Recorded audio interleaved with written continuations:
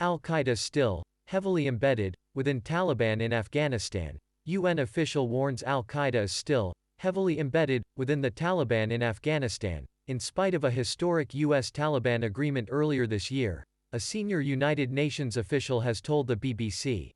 Earlier this year, the US signed an agreement with the Taliban committing to withdrawing all American forces from the country by next summer if the Taliban ensured groups including Al-Qaeda were not able to use Afghan territory to plot international attacks. But Edmund Fitton-Brown, coordinator of the UN's Islamic State, Al-Qaeda and Taliban monitoring team, has told the BBC that the Taliban promised Al-Qaeda in the run-up to the US agreement that the two groups would remain allies. The Taliban were talking regularly and at a high level with Al-Qaeda and reassuring them that they would honor their historic ties, Mr. Fitton-Brown said. He said the relationship between Al-Qaeda and the Taliban was, not substantively, changed by the deal struck with the US. Al-Qaeda are heavily embedded with the Taliban and they do a good deal of military action and training action with the Taliban, and that has not changed, he said. Eliminating the threat from Al-Qaeda and overthrowing the Taliban regime that had harbored them was the original basis for the US invasion of Afghanistan, following the 9/11 attacks. At the time, President George W. Bush vowed to hunt the militants until there was no place to run, or hide, or rest. Al-Qaeda's strength and ability to strike the West has significantly diminished over the past decade, but its leader Ayman al-Zawahiri is believed to still be based in Afghanistan along with a number of other senior figures in the group. The Afghan intelligence services announced on Saturday they had killed Hussam Abid al-Rauf, a high-ranking Egyptian al-Qaeda member, in an operation in Ghazni province. Mr. Fitton-Brown told the BBC that despite its lower profile, Al-Qaeda remained resilient and dangerous. Taliban officials have insisted that they will fully adhere to the conditions of their agreement with the US, preventing any group from using Afghan soil as a base to plan attacks against the US and its allies.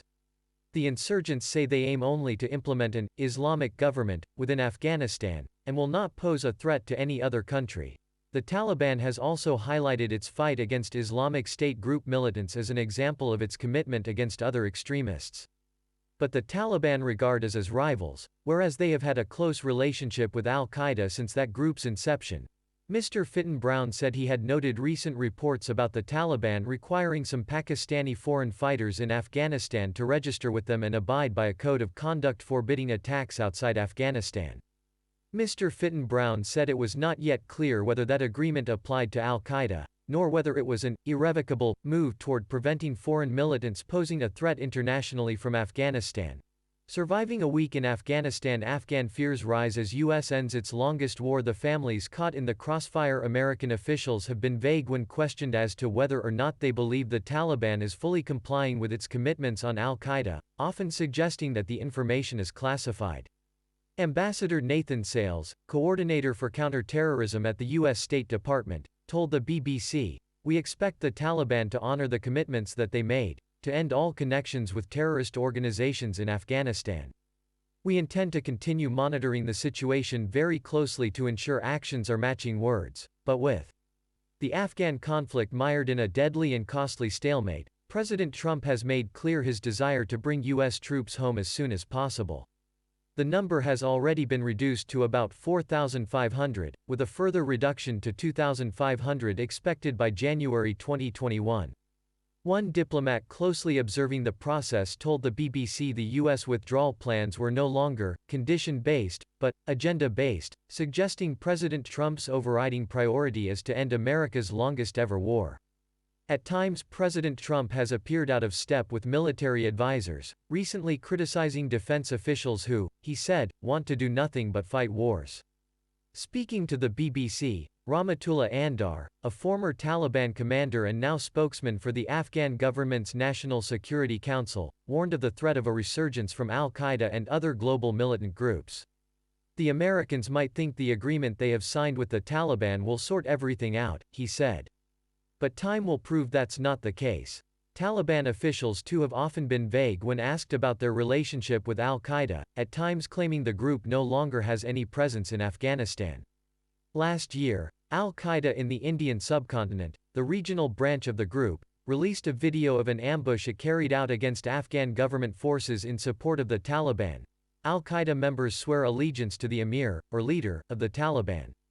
When asked last year how the Taliban could crack down on a group that pledges loyalty to its leader, a Taliban official in Doha claimed that the latest oath by the leader of Al-Qaeda had never been formally accepted.